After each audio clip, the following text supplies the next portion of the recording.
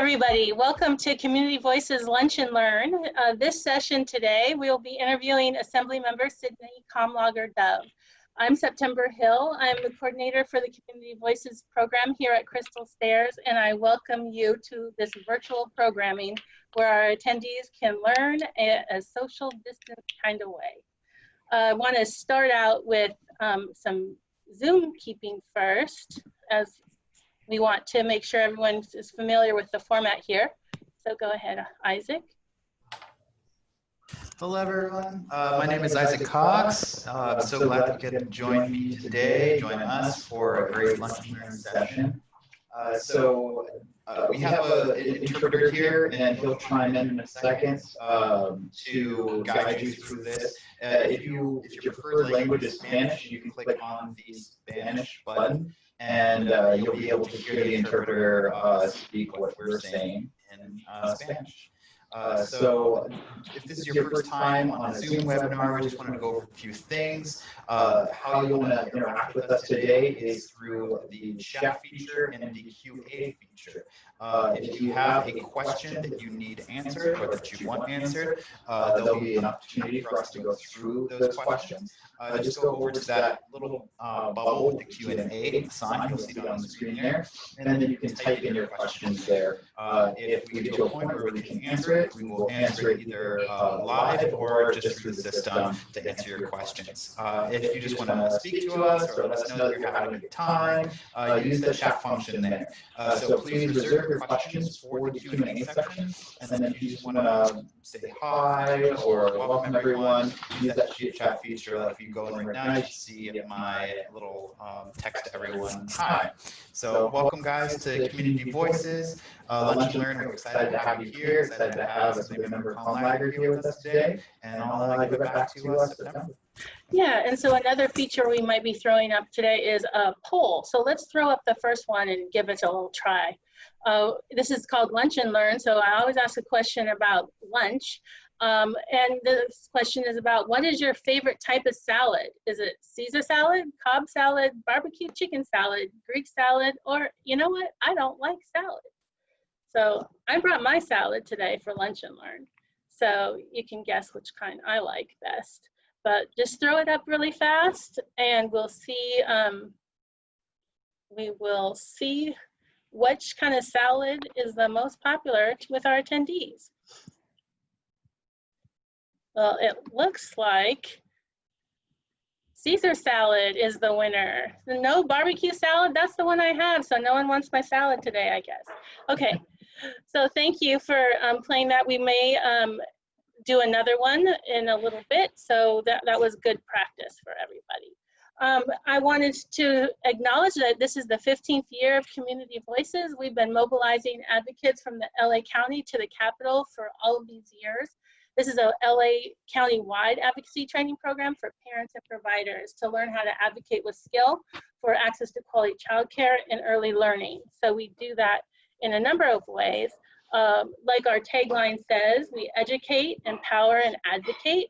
We educate through our workshops and trainings, which provide the tools that our attendees need to know how to be great advocates for their children, themselves, and their community. We also do actual advocacy. Our members get to go out and meet policymakers and other influencers and stakeholders, and sometimes at the table of decision making. And so they really become experts in the lived experience in the conversation about policy. And we empower through the trainings and through the learning experiences. They really become very well versed on how to be a great advocate, and they can use that in whatever things that endeavors that they're doing in their own community. So that's what we do, and we actually had quite a number of accomplishments, and most recently in the last few years, we've worked with Parent Voices and EC Coalition to pass for CalWORKS and Stage 1 families 12-month eligibility. And the last year we got 12-month eligibility for everyone receiving subsidized care. We also had asked for $1 billion for babies last year. We got about half of that, not bad. Every year we're always asking for money because we always need it. But this year, just because of all the crazy things we really wanted to preserve, and so our advocates went to meetings and they advocated for provider rate cuts not to be cut. And that actually happened. So our members really felt empowered and really felt that their voice was valuable and it was heard. These are some of our ambassadors and some of our more active members. And it's really exciting to see what they have done with this experience. On the top left, Aisha Foster was on the parent committee for the parent preschool development grant parent committee, and she also comes up to Sacramento for our Stand for Children Day. The two members on the bottom left, Lorraine Cantley and Marisol Rosales, they just recently got appointed to the Los Angeles County Child Care Planning Committee. In the middle is Julio Ruedas, who ran and was elected to the El Monte School Board. And the top right, Yenny Rivera, testified before the Blue Ribbon Commission for Early Care and Education, and she got to speak at a press conference, and now she has been appointed by the governor to sit on the Early Childhood Policy Council. On the bottom right are a number of the ambassadors that we do go to the Women's Conference at Mount St. Mary's, and we do other trainings and leadership development around town. So it's really exciting to see what our members have been doing. Today, we're going to meet with Assemblymember Sydney Kamlager, and we're going to learn about the legislative bills that she has supported this past year, and they're on their way to the governor. And we also want to hear what she thinks and advice that she has for you as grassroots advocates and how you can be effective in your own community. So I'd like to welcome Assembly Kamlager and tell you a little bit about her, because that was my first promise. You'll learn some interesting facts about her. First, she's from Chicago, Illinois. She came to LA to attend USC for undergrad and earned her master's at Carnegie Mellon University. She has worked in the nonprofit sector, served as district director for Senator Holly Mitchell, was elected to the board of trustees for the Los Angeles County Community College District, and then was elected to represent the 54th State Assembly District, which encompasses Mid-City Los Angeles, Crenshaw Community, Baldwin Hills, Ladera Heights, Windsor Hills, Culver City, and parts of the west side of Los Angeles. So some of you may already know this, but before she became an elected official, Sydney Kamlager was the public affairs director here at Crystal Affairs when Senator Holly Mitchell was the CEO. So together they created Community Voices, this advocacy training program that exists today. In fact, I believe, she might correct me, but I think that the Assembly member wrote the original grant that provided the seed money for this program. So that is really exciting. So here we are 15 years later, and we are eternally grateful for her vision and her initiative, and she laid the tracks for this program to run on all these years and into the future. So Assembly member, please welcome back home to Community Voices and to our virtual gathering, Community Voices Lunch and Learn.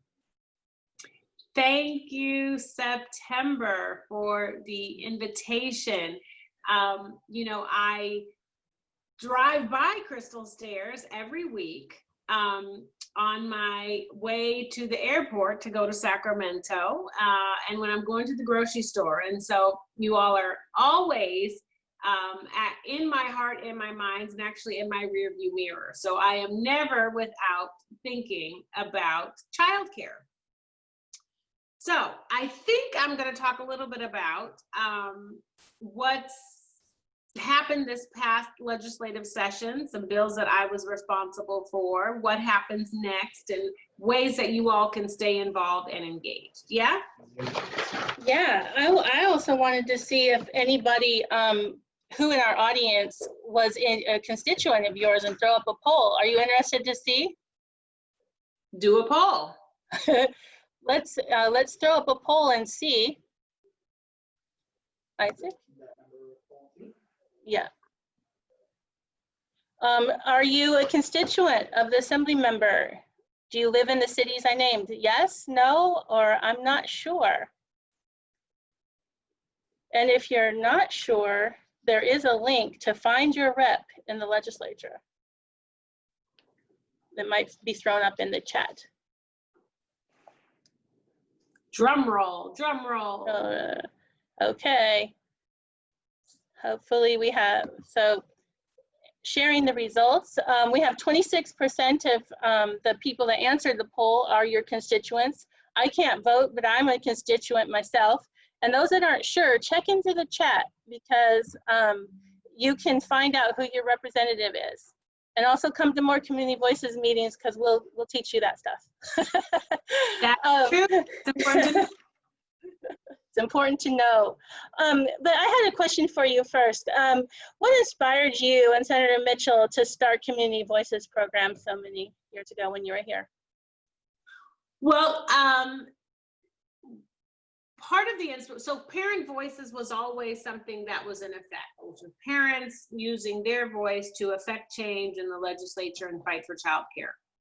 But there's a huge, there's a whole other sort of electorate or demographic in the childcare community, and that's childcare providers.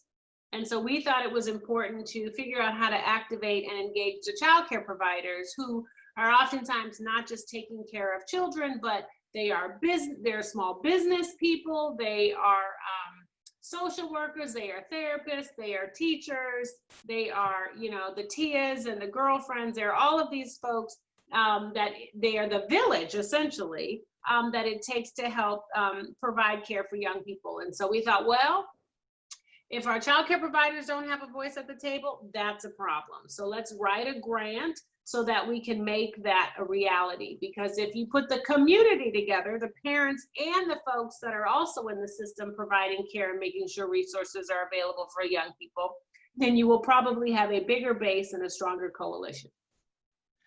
Absolutely. We've really seen the strength of having them work together, because and it's really is wonderful when they realize we're not opposing, we're all on the same page, we all want the same thing, the best thing for our kids. And oftentimes the money that's coming from the state is actually going to organizations that are, you know, then contracting with childcare providers. So it certainly makes sense that childcare providers have a seat at the table, because they certainly know what's working and what isn't. Right, absolutely. That was great. When you went from the nonprofit to the public sector, you became the district director for Senator Holly Mitchell. How was that transition?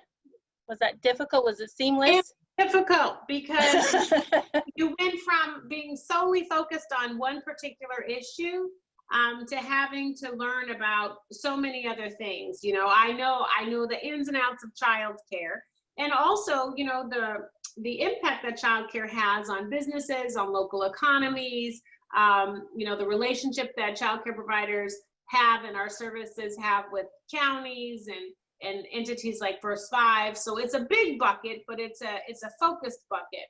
Then you shift to having to, you know a little bit about EDD and DMV and, you know, healthcare insurance, and, you know, how the state regulates incarceration releases. And so those aren't really things that we talk about at Crystal Stairs or at Right. Community Voices. So that was a transition, but it ended up being really great, because you ended up learning a lot about a lot of different things. And ultimately, it's all about how it connects to the people who live in your district.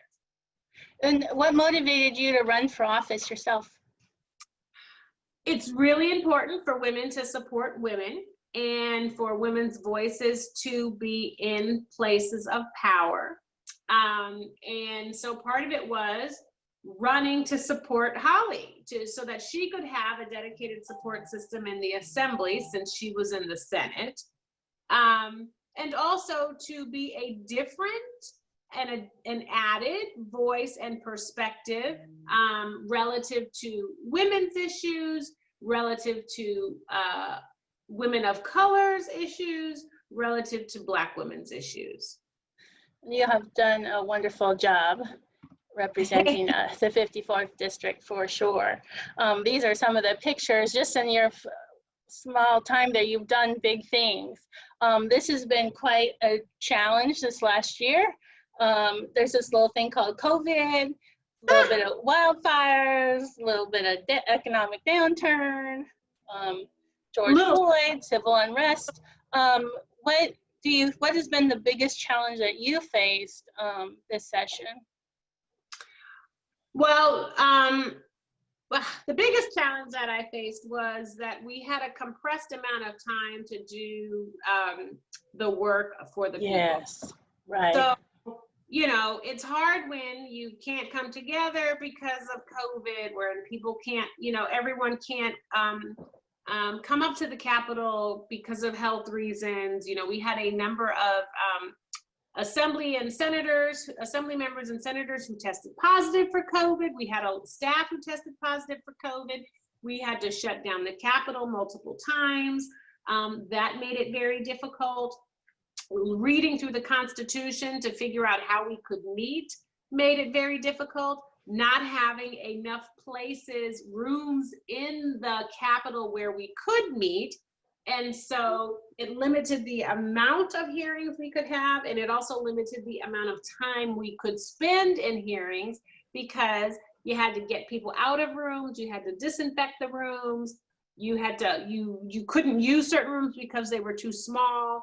There were all of these logistical things that really complicated work in the Capitol. And the work didn't stop, and the timeline and the deadlines didn't stop. And all of these other things happened. So you survived. Yeah. And all the while, people are getting furloughed, they're getting laid off. You know, and so while you're struggling to reinvent the infrastructure you need, you're also struggling to make sure people get money in their pockets so they can put food on their tables. Right.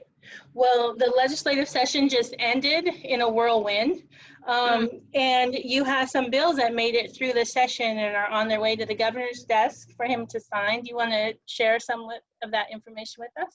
Yes, I had a package of about 10 or 12 bills pre-COVID, and it got shrunk down to 3 because of COVID, because of all the things I mentioned.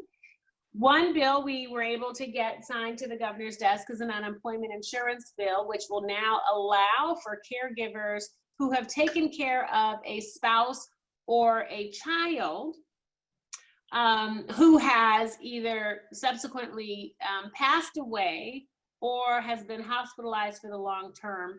These caregivers are now eligible to apply for unemployment insurance. Previously, this was a group of caregivers that were not eligible, you know, but essentially they gave up their regular work to work full-time as a caregiver, and through no fault of their own, they lost their client/patient. And so they were excluded. So we're hoping that the governor will sign that bill in a time when we know folks desperately need unemployment insurance benefits. It would make no sense for these caregivers to be denied access to those benefits. AB 1950 is a bill that helps to reform probation. Currently, you can get on probation for maybe 3 years, 5 years, 8 years, and then you can sort of get all of these technical violations that will either extend your time on probation or will send you to prison. And we know that those things are not right.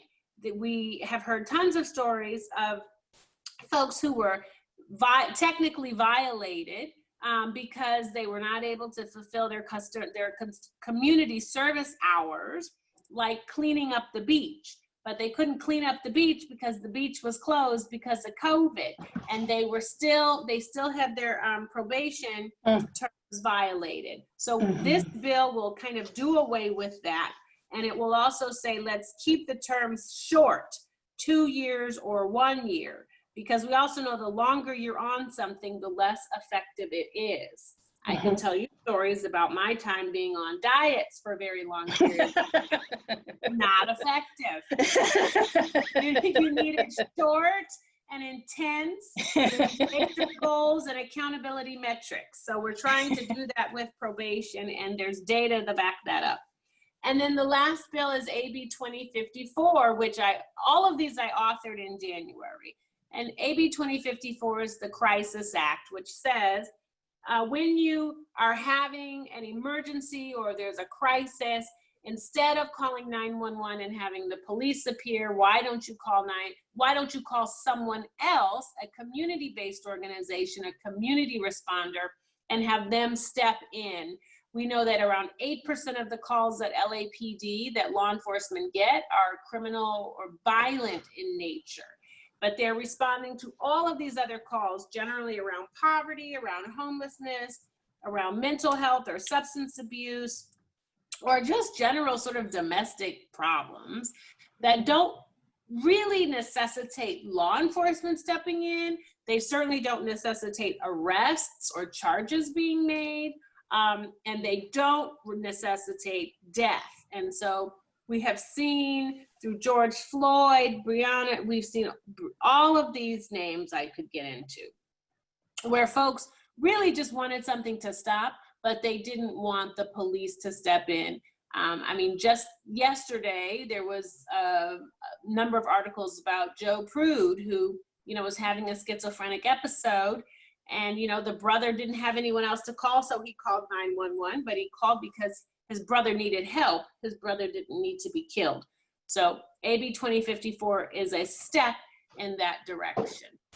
Right. So any attendees today that this resonates with you, these bills are on the governor's desk. So there is another level of advocacy. You can write and call the governor, and you can let them know that you're in support of this. And this would help the assembly member, if I'm not correct.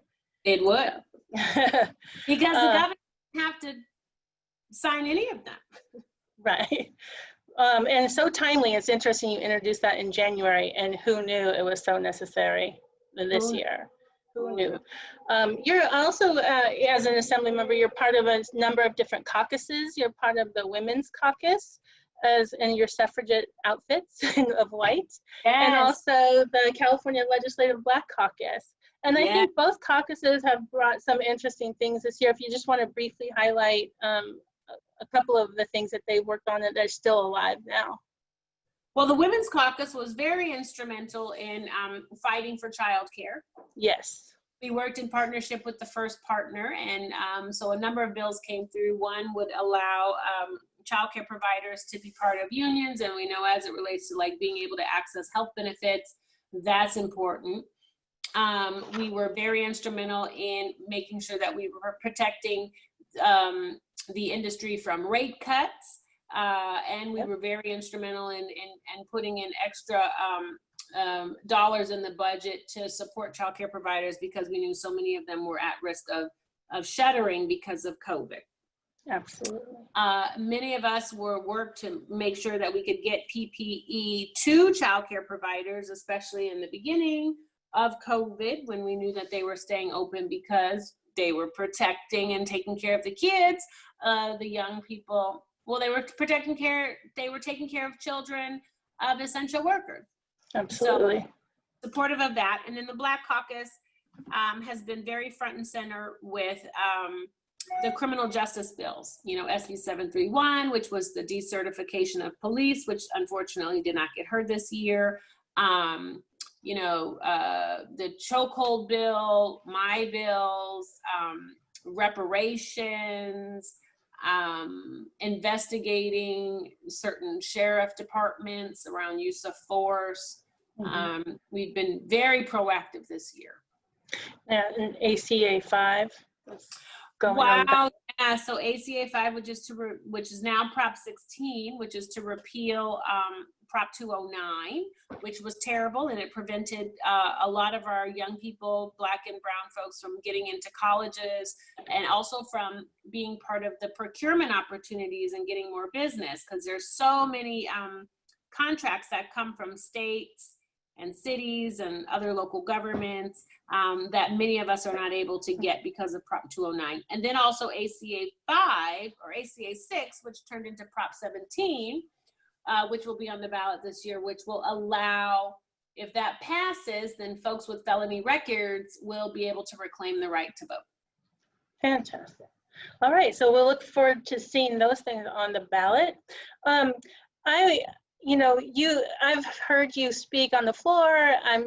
Been attending some of your webinars, and your brilliance radiates, and you have a really great grasp of a broad set of issues, and you can see that in your work every day.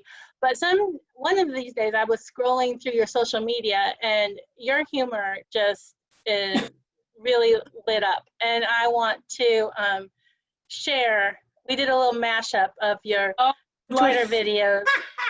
So I want to make sure, Isaac, can you throw it up for a minute? They want to. You want to see my reactions, don't you?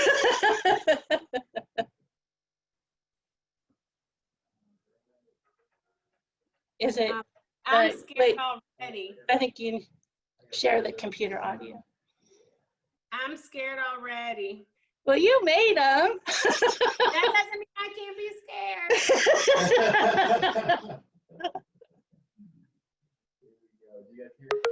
Yeah. Hey, Watch Wednesday. It has been a minute, but I think this is really important. We need a tutorial, a refresher on how to wear the mask properly. Because I've been out in the world and I have seen some hanky things. So we don't like dangling participles and we don't like dangling masks. And I said, you know, he done signed the bill into law, but he don't understand how the Crown Act works. You got to go into the salon to get the hair right. So we need an extra exemption for the sister curls. Once upon a time, not long ago, COVID popped up, but EDD was a no-show. Now the department only deflects from what people need is for you to run those checks. I hear you, constituents, loud and clear. EDD, do you hear them? Important. I'm here to talk about the time it takes to get a cup of coffee, which I just did, the time it takes to boil an egg, which I am doing now, the time it takes to watch a couple of TikToks. All of those things take more time than it takes to fill out the mofo census.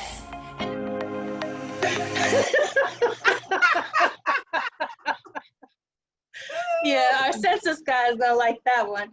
But I love the sister curls. We need an exemption for the sister curls. We need an exemption for the sister. I have to say, after I did my EDD rap, not one producer called me. Keep trying, keep trying. Well, I want to make sure that we leave some time if anybody has any questions to make sure that we have that. You put them in the Q&A there. But while you guys are typing in your questions, please, I want to ask Assemblymember Kamlager, now in 2020, do you have any advice for Community Voices members on how to be effective grassroots advocates? What advice do you have for them? I would say, you know, continue to tell your story and be open to new and innovative ways to do so. COVID has unfortunately put us in front of the screens, I think, far more often than we need to be. It's probably not healthy for our insides and our eyes, but the reality is we're becoming a much more visual and virtual global community. So embrace the technology and figure out how to best use it to tell your story, to recognize that every story is different and every voice deserves to be heard. So you may be thinking, oh, Sister Jones already has this. She's so much better at it. She can tell her story much better. And when you say that to yourself, you're actually allowing Sister Jones, and she may be great, but you are allowing her to tell your story and to appropriate your perspective. And so don't let anyone do that ever. Speak up, talk about your story because it's different from anyone else's. And oftentimes we don't think about the outlier issues, or we don't think about stories that come from a different lens. We like to stay sort of centered in a comfortable space. And if you're sharing your story helps us see things in a new way, which could actually help us think about policy in a new way, wouldn't that be amazing? So continue to tell your story, continue to think about the things that makes your provider business different. Continue to highlight the families that you see and the children that you take care of and the issues that you have to face.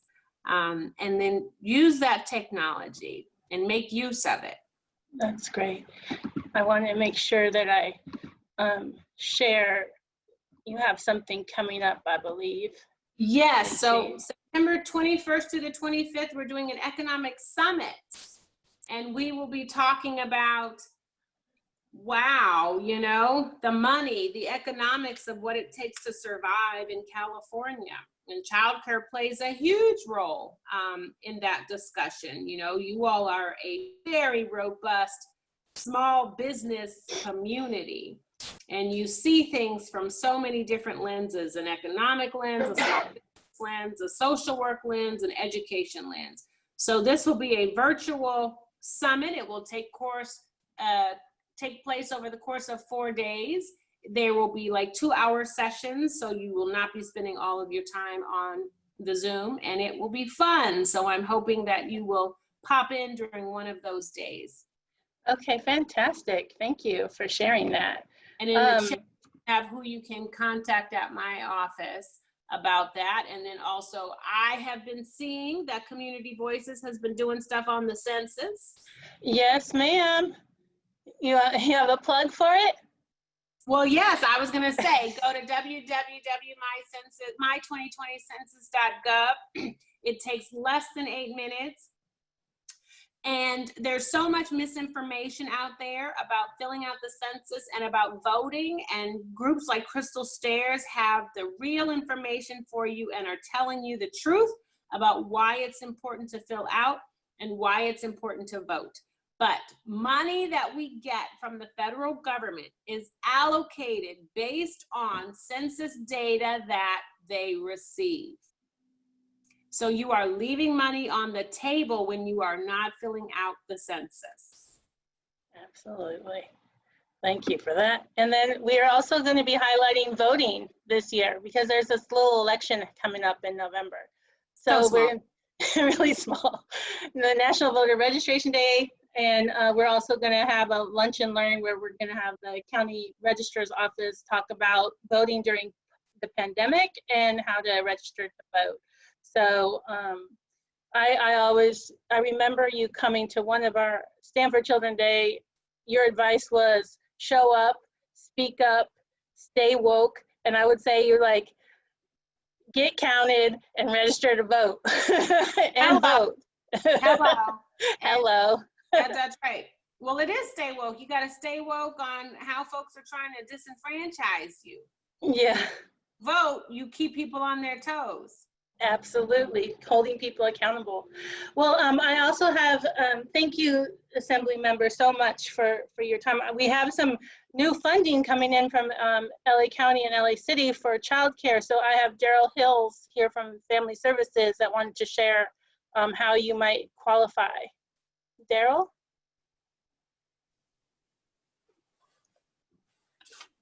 Take it away, Daryl.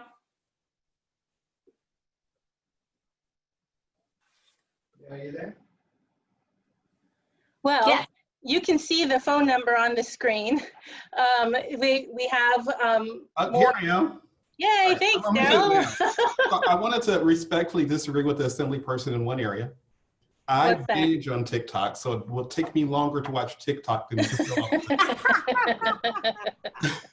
But such an honor to be here with you today. It was 15 years ago when I first met you in your space at Crystal Stairs. So, and great work that you're doing representing the people of California. I'm so honored that you represent the 54th district, though I am not a member.